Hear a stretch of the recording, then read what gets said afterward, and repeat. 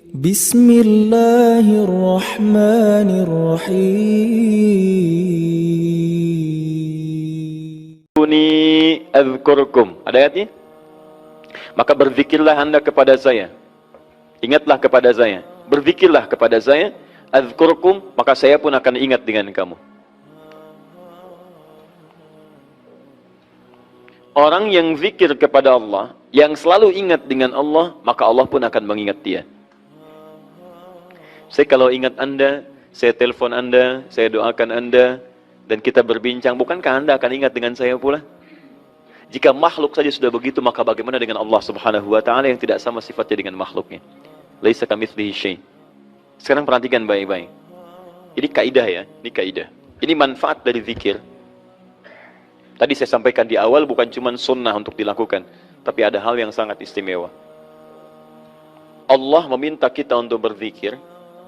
Zikirlah kepada saya dengan amalan-amalan tertentu, fokus.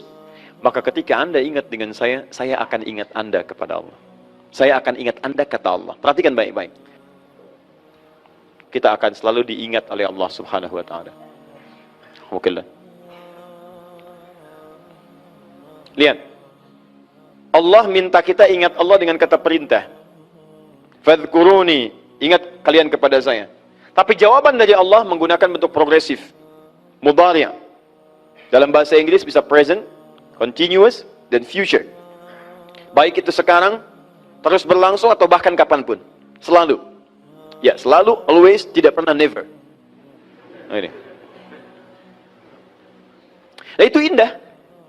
Saat anda sulit, ketika anda diingat oleh Allah, maka kesulitan itu akan segera hilang. Saat anda punya persoalan, anda diingat oleh Allah, maka ketenangan diberikan pada diri anda. Makanya ada orang-orang, mohon maaf, bukan tidak punya masalah. Bahkan masalahnya lebih banyak daripada orang lain. Cuman karena dia diingat oleh Allah, maka sebelum dia alami masalah itu, dia diringankan oleh Allah subhanahu wa ta'ala untuk menghadapinya. Dilapangkan hatinya. Ada seorang anak muda konsultasi pada seorang syekh yang tinggal di tepi danau. Danaunya bagus, airnya jernih dan bisa diminum. Segar. Ketika datang anak muda itu membawa persoalan yang sangat rumit, konsultasi berat, kelihatan dari beban dirinya. Begitu datang, syekhnya tidak menjawab. Diajaklah ke pinggir danau. Dibawa segelas air. Ya, dibawakan, kemudian dibawa segenggam garam. Itu yang paling menarik. Begitu setelah terjadi, diambil kemudian airnya. Setelah itu dimasukkan garamnya. Genggam yang pertama diberikan, kemudian selesai, tahan sebagiannya. Kata syekhnya, minum. Bingung orang ini. Asin syekh, minum aja dulu. Begitu diminum langsung dimuntahkan. Asin. Ah, seperti itu. Keluarkan semua airnya, lempar ke danau, lempar dengan garamnya semua ke danau. Begitu dilempar, diambil lagi kemudian air menggunakan gelas yang sama. Sekarang minum. Bagaimana rasanya? Segar, tawar. Itulah kondisi hatimu. Masalah sebesar apapun, kalau hatimu itu lapang seluas danau ini, maka kesulitan besar pun akan mengecil dan ringan dibawa dalam hidup. Tapi kalau hatimu hanya sesempit gelas ini, maka segala yang terjadi pada dirimu sekalipun hanya sedikit dari garam itu akan terasa asin dalam hidup dan tidak akan nyaman terbawa dalam kehidupan. Sedangkan sifat Allah ketika mencintai dan mengingat seorang hamba, maka yang pertama Allah berikan akan melapangkan keadaan dirinya. Makanya Nabi Musa alaihissalam ketika akan berdakwah pada Fir'aun minta kelapangan hati. Rabbi syrahli sadri. Ya Allah, tolong lapangkan hati saya. Sebab kalau sudah lapang, mau teriakan, mau cercaan, mau celaan, itu gak akan berpengaruh. Dasar Musa begini, begini, begini. Lapang aja, ayo terus. Tapi kalau hati anda sempit, belum dicela, sudah mencela. Apa? Mau nyela? Itu belum dicela tuh.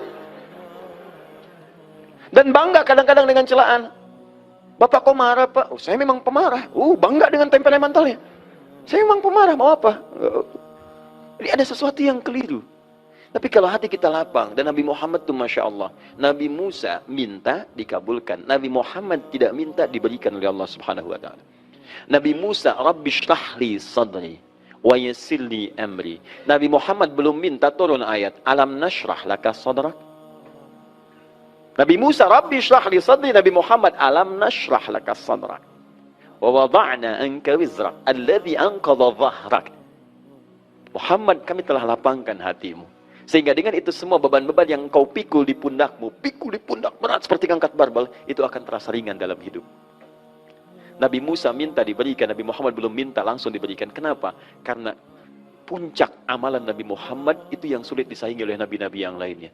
Dijamin surga, tapi masih tahajud sampai bengkak kaki dan sebagainya. Dekat dengan Allah. Zikirnya kepada Allah dalam.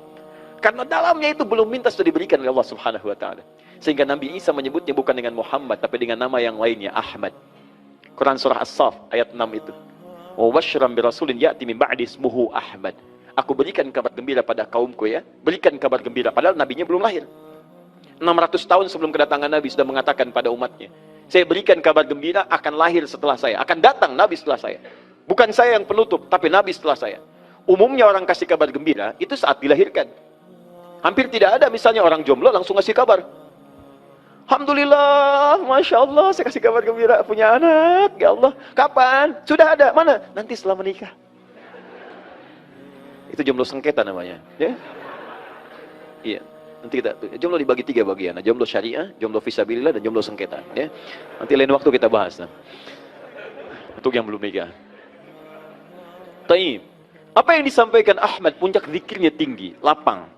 Jadi kalau hati kita benar zikirnya, maka lapang menjalani persoalan.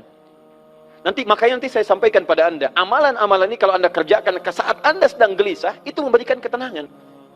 Makanya kalau Anda dalam setiap hari berzikir, tapi nggak pernah tenang dalam masalah, itu perlu ditanya. Zikirnya betul nggak? Nyambung nggak dengan Allah? Sebab pasti ada kelapangan itu. Kalau bikin ruwet, belum ada masalah sudah bikin status. Kayaknya hari ini ada persoalan deh. Oh, kayak persoalan belum datang sudah ditulis. Begitu muncul tuh kan, Allah apakah engkau nggak sayang aku? Update di Facebook.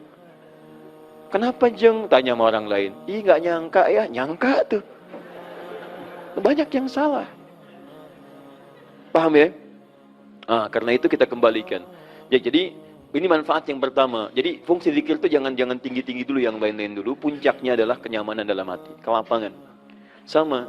Ini bukan cuma dengan teman-teman ustadz, juga sama kiai, sama ya habaib dan sebagainya. Harus berzikir. Bukan cuma ustadz, saya sudah ustadz, nggak usah, saya levelnya sudah, nggak bisa. Zikir. Karena ustadz belum tentu tidak punya masalah, Bu. Masalah ustadz bisa lebih banyak daripada ibu. Tuh masalah ibu dipikirin ustadz juga. Ada pertanyaan, masuk kertas dan sebagainya. Ya, handphone sampai sakit, nggak bisa dipakai lagi gitu kan. Masuk itu. Tapi insya Allah, ketika kita membangun hubungan yang dekat, kita semua, baik Anda ustadz, Anda pengusaha, Anda apapun, maka akan ada kelapangan dalam jiwa. Jadi tolong dievaluasi ya. Kalau selama ini kita berzikir tidak menghadirkan kelapangan dalam jiwa kita, ada sesuatu yang harus disempurnakan.